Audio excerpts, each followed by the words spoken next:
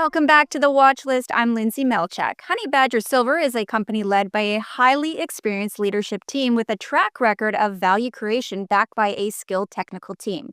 Now, their projects are located in areas with long history of mining, including the Sunrise Lake project as well as the Plata project.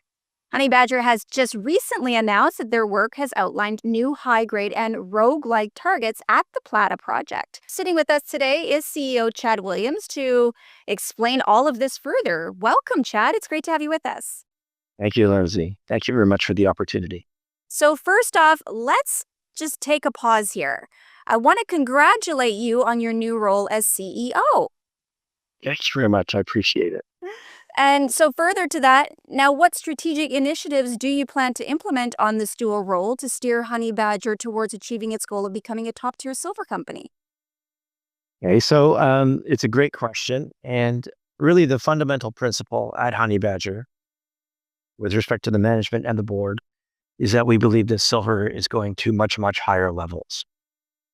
Let's come up with a target for discussion purposes of $100 an ounce. So assuming that silver goes to $100 an ounce, and our target is to become a $1 billion market cap company in that context, what do we need to do? So the first step was to acquire high-grade exploration assets. We've done that. The second step was to acquire silver assets with ounces in the ground in safe jurisdictions. We've done that.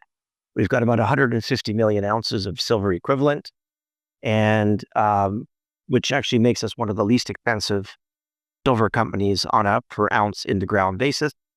And the third step, if you want to think of it as a triangle, the third step is to acquire silver production or silver cash flow. And the easiest way to do that is through a royalty or a royalty-like concept, which is something that we're working on very diligently as we speak. So check, right off the bat there. Now, how might the identification of snowline-style geologic targets at the Plata project influence the company's exploration strategy and potential for discovering significant mineral deposits?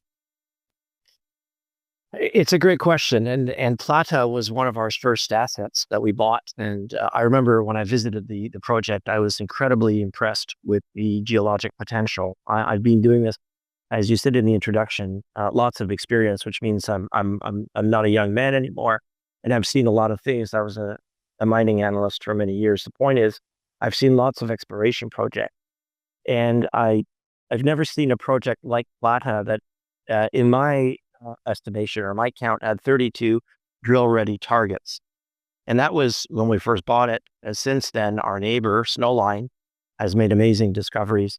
And actually, the neighbor of Snowline, Sitka, has also made amazing discoveries. So the whole neighborhood, if you will, is very promising, including our property.